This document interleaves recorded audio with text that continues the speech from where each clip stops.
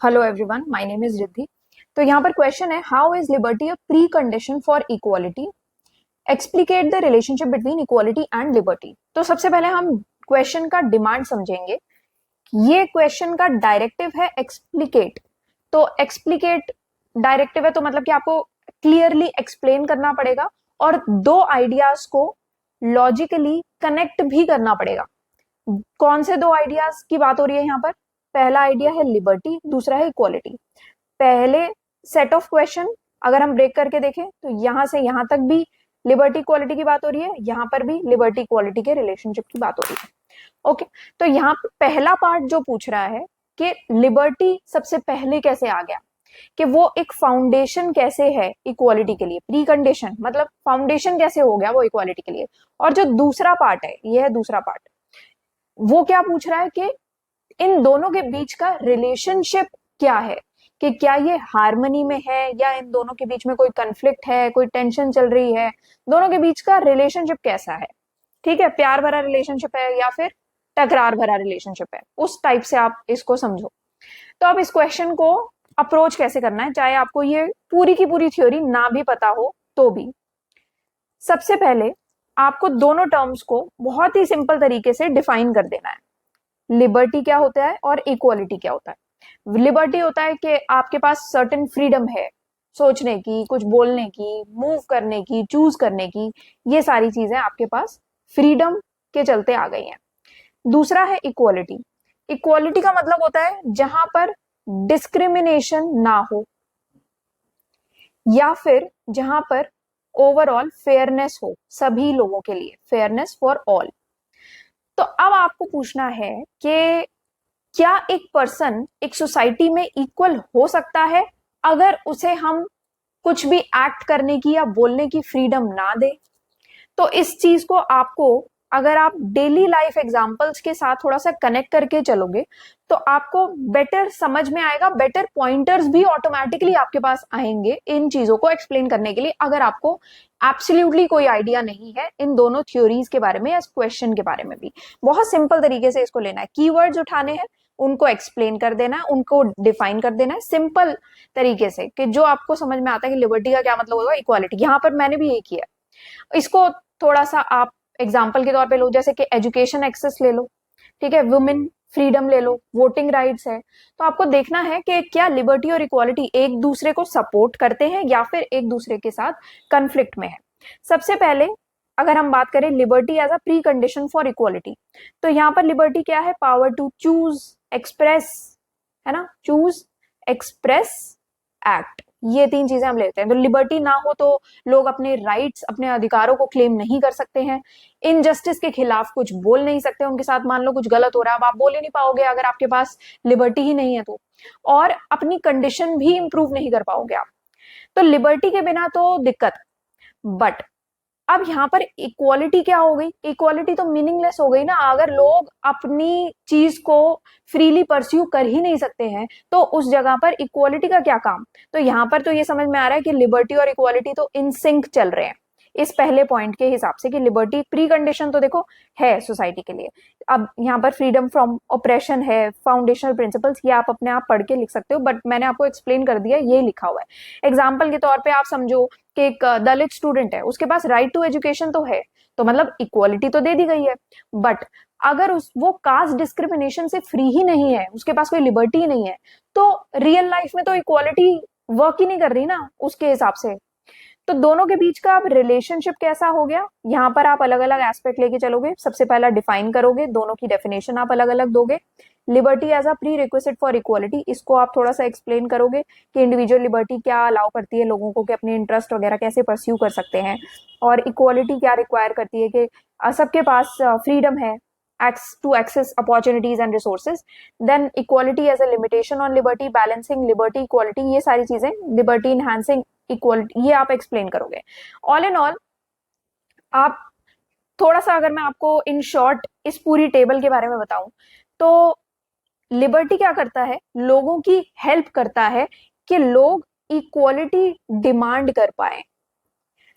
तो ये चीज में लिबर्टी हेल्प कर देगा। अगर आपके पास आजादी है अपने हिसाब से काम करने की, अपने हिसाब से चूज करने की चीजों को, तो इक्वालिटी आप डिमांड कर सकते हो कि भाई मेरे पास इक्वल राइट्स नहीं है, ये आप भेदभाव कर रहे हो, तो मेरे साथ भी आप इक्वल बिहेव करो। तो ये चीज कहाँ से आई, आपके पास कुछ सर्टेन फ्रीडम हो गई ये बोल पाने की।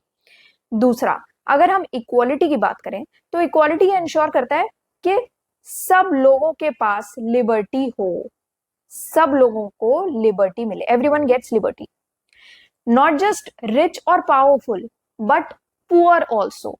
ठीक है, तो एग्जाम्पल के तौर पे आप बताना, जैसे राइट टू वोट है, अब ये तो आपका लिबर्टी हो गया ना, आपके पास एक अधिकार है, बट अब हर एक इंसान को एक ही वोट करने का अधिकार है, ये हो गया इक्वालिटी, सब इक्वल हो गए। ओके, दूसरा एग्जाम्पल आप दे सकते हो कि मान लो फ्री स्पीच है, अब कुछ भी बोल पाने की आजादी, ये तो हो गई लिबर्टी, बट सभी लोगों के पास इक्वल एक्सेस रहेगा टू मीडिया फॉर कैंडिडेट्स, ये क्या हो गई इक्वालिटी।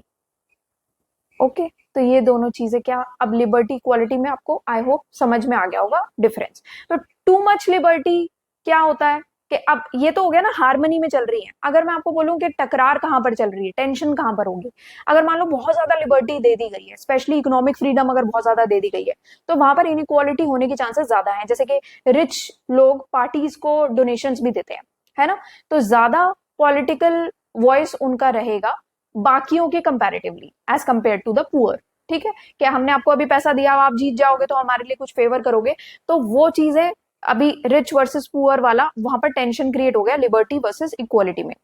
अब अगर आप इक्वालिटी पर टू मच फोकस डालोगे, स्पेशली आउटकम के मामले में, तो ये सारी चीजें लिबर्टी को ना रिस्ट्रिक्ट कर सकती हैं। जैसे कि मान लो जो सक्सेसफुल लोग हैं उनके ऊपर आपने बहुत ज्यादा टैक्सेस लगा दिए ताकि आप वेल्थ डिस्ट्रीब्यूट कर पाओ, तो अभी क्या आपने बहुत ज्यादा इक्वालिटी पर फोकस कर दिया है, उससे लिबर्टी रिस्ट्रिक्ट हो जाएगी, आउटकम में प्रॉब्लम आएगी।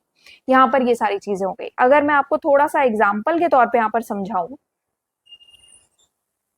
अब सिंस हम liberty as a precondition की बात कर रहे हैं, इसलिए हम यहाँ पर कुछ सिचुएशंस लेंगे, ये लेंगे विदाउट लिबर्टी इसका क्या होता और विद लिबर्टी क्या है।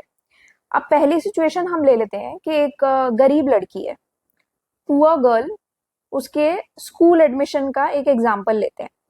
ओके, तो यहाँ पर अगर लिबर्टी नहीं है तो पेट्रियार्की के चलते यहाँ पर उनको अलाउ ही नहीं किया जाएगा कि वो स्कूल अटेंड कर पाए, तो यहाँ पर कोई लिबर्टी हुई नहीं। बट अगर लिबर्टी है तो वो पढ़ना चूज कर सकती है और आगे जाके टीचर, डॉक्टर, कुछ भी बन सकती है, ये होता है ट्रू इक्वालिटी। ओके, तो यहाँ पर क्या हुआ, लिबर्टी के साथ इक्वालिटी भी आ गई, यहाँ पर विदाउट लिबर्टी तो कुछ हो ही नहीं सकता। दूसरा सिचुएशन हम लेते हैं कि एक फार्मर है, उसके पास लीगल लैंड राइट्स हैं। ओके, अब अगर लिबर्टी नहीं है तो मान लो उसकी जमीन पे कोई कब्जा कर लेता है, तो वो अपना जो लैंड ग्रैब हो गया सिचुएशन, वो कोर्ट में लड़ ही नहीं सकता, he can not fight. Okay, तो यहाँ पर कोई लिबर्टी नहीं हुई।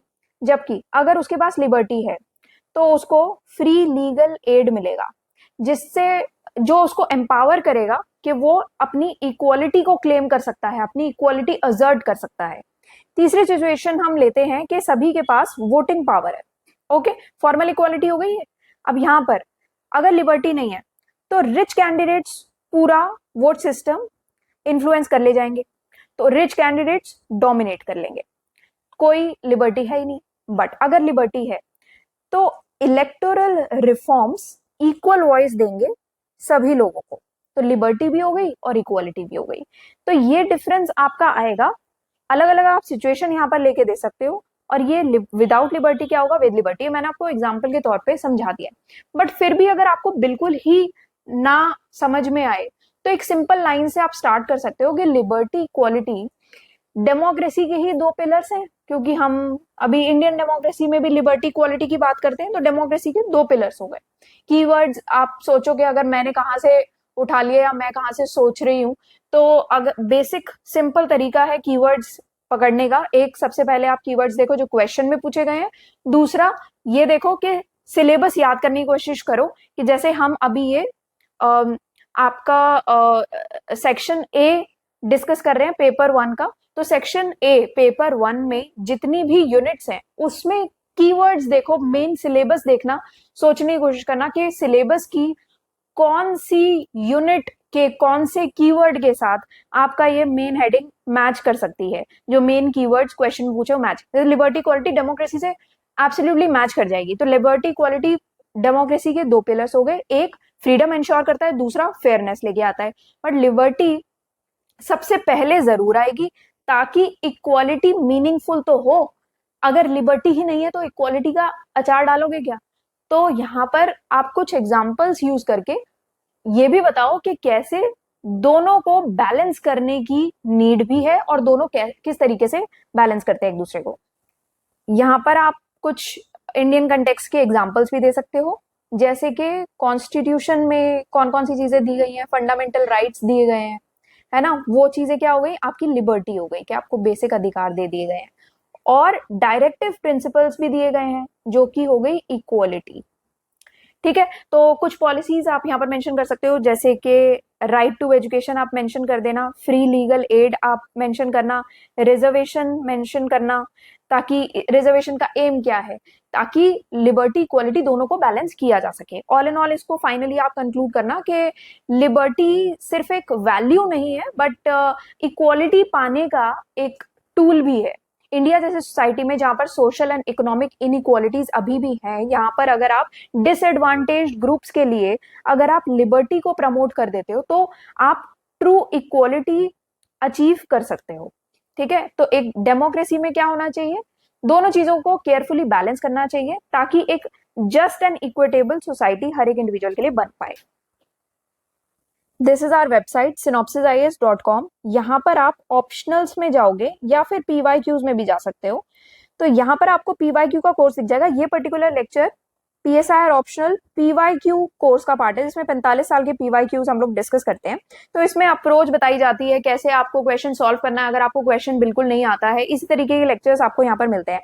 बाकी सारी चीजें अगर चाहिए तो वो तो PSIR ये फाउंडेशन कोर्स आप कंसिडर कर सकते हो। And that's all for today. And अगर किसी ने टेस्ट सीरीज ज्वाइन की हुई है या फिर टेस्ट सीरीज लेना चाह रहे हैं तो मैं उनको बस ये बोलूंगी कि ज्यादा से ज्यादा टेस्ट लिखने की कोशिश करो। हम लोग वेट करते हैं कि आप ज्यादा से ज्यादा इवैल्यूएट हम लोग कर पाए और प्रैक्टिस आपकी बेटर हो, एग्जाम आने वाला है।